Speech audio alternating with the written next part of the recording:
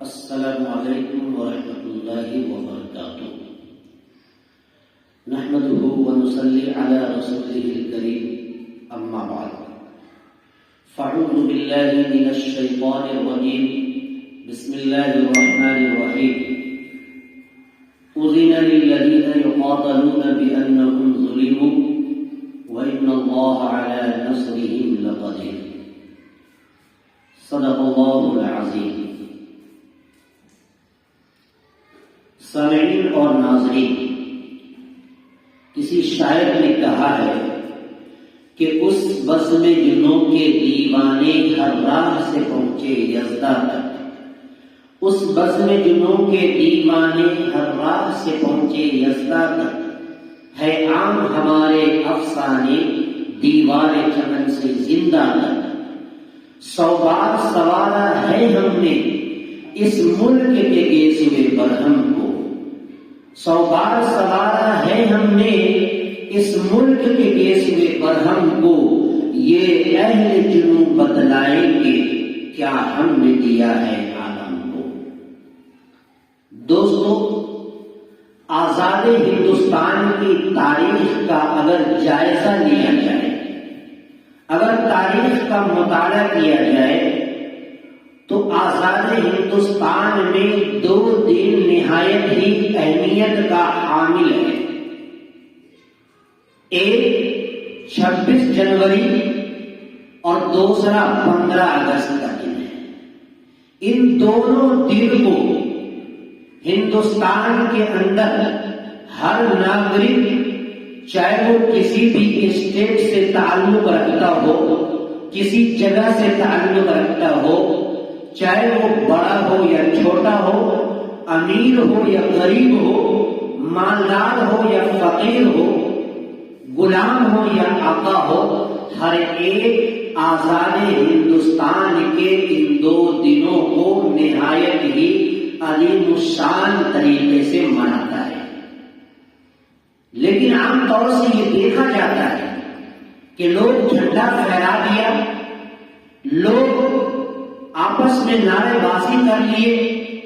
اور قومی ترانے گا لیے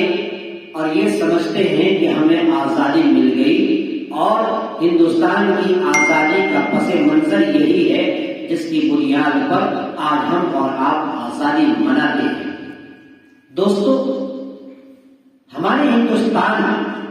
جو ایک امن کا، محبت کا، امن اور شانتی کا گہوارہ ہے، یہ وہ بات ہے جس کے اندر ہر طرح کے پھول کھلتے ہیں، جس کے اندر ہر طرح کے لوگ بستے ہیں، چاہے وہ ہندو دھرم کے ماننے والے ہو، چاہے مسلم دھرم کے ماننے والے ہو، اسلام دھرم کو فالو کرتے ہو، عیسائی دھرم کو مانتے ہو، کرسچن کو مانتے ہو، چاہے وہ کسی بھی دھرم کے پیروکار ہو، یہ آزاد ہندوستان میں ہر ایک کو آزادی کے ساتھ زندگی گزارنے کا پورا حق ملتا ہے۔ بھائیو بزرگوں، آزاد ہندوستان کی جب آئین دیکھتے ہیں اور دفعات 25 پر جب ہم جاتے ہیں اور جائزہ لیتے ہیں تو اس سرزمین ہندوستان کے اوپر تمام مذہب و ملت کے ماننے والے کو بلا تفریق مذہب و ملت ہر ایک کو نہ صرف یہ کہ آزادی کے ساتھ اپنے مذہب و ملت پر عمل پیرا ہونے کی آزادی دیتا ہے، بلکہ اپنے مذہب و ملت کے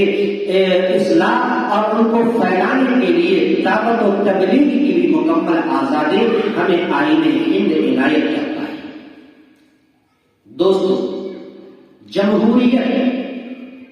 ریپبلک ڈے جو 26 جنوری کو مناتے ہیں،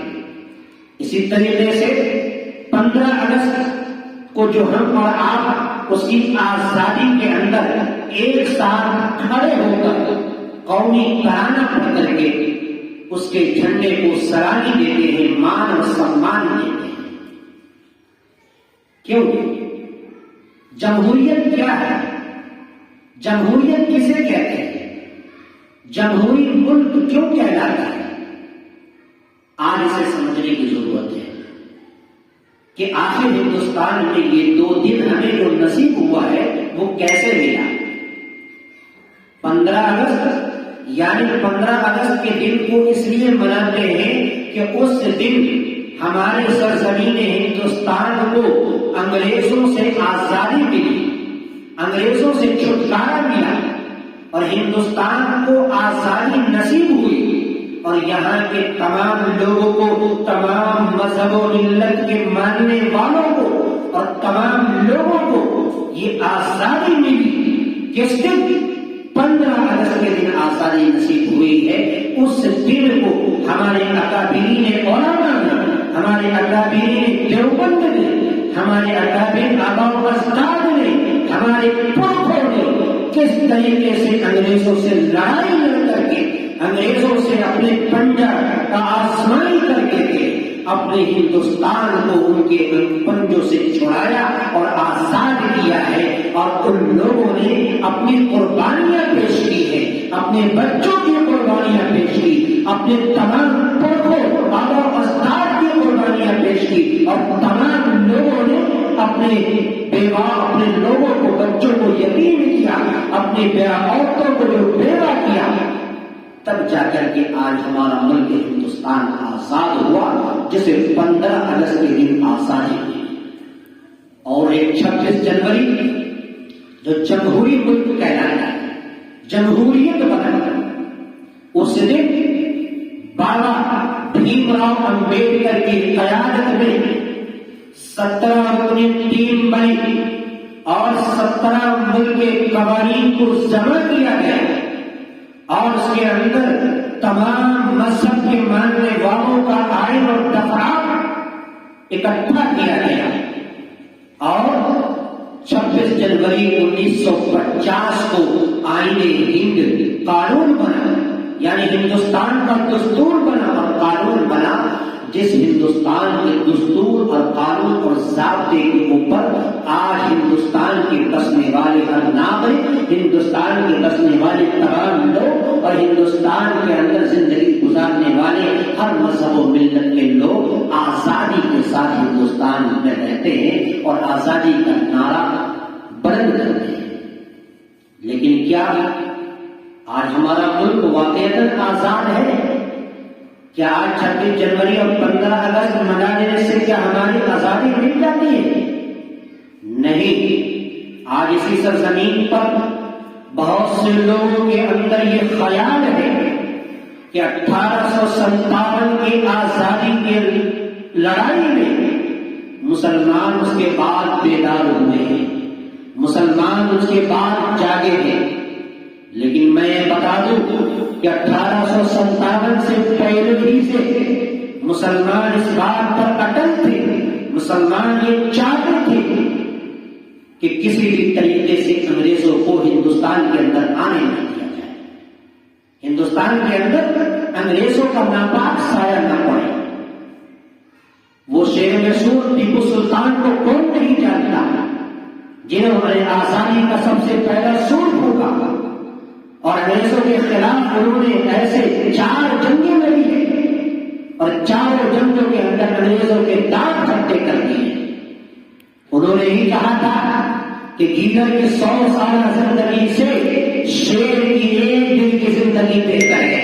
اگر ملک ہندوستان میں رہنا ہے تو شیر کی طرح رہو، ملک ہندوستان میں رہنا ہے تو آزاد بن کر کے رہو، ملک ہندوستان کے اندر رہنا ہے تو آزادی شیر کے تہار کی طرح رہو. میرے دوستو، مجھے کہنے دیجیے کہ وہ مولانا ابوالکلام آزاد کا وہ جملہ، تاریخی جملہ ہمیں نوٹ کرنے کے لیے ضرورت پڑتی ہے اور نوٹ کرنے کے قابل ہے کہ مولانا آزاد، ابوالکلام آزاد نے کہا تھا جاتے جاتے کہ اے لوگوں، تم پاکستان کیوں جا رہے ہو؟ ہمارے آباء و اجداد نے اس ملک کو آزاد کیا ہے، ہمارے لیے آزاد کیا ہے، آپ کے لیے آزاد کیا ہے، ہندوستان کے ہر تمام لوگوں کے لیے آزاد کیا ہے. آپ ہندوستان کو چھوڑ کر کے کیوں جا رہے ہو؟ یہاں پر ہم انڈیا کے اندر رہتے ہیں، انڈیا کے اندر جو بائی چانس ہم انڈیا نہیں ہے بلکہ بائی چوائس انڈیا ہے. ہم نے انڈیا کو سلیکٹ کیا ہے، بھارت کو سلیکٹ کیا ہے،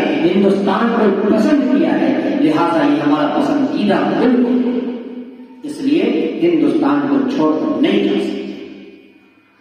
اس لیے جمہوریت کے اندر اور جب بھی ہم ہر سال میں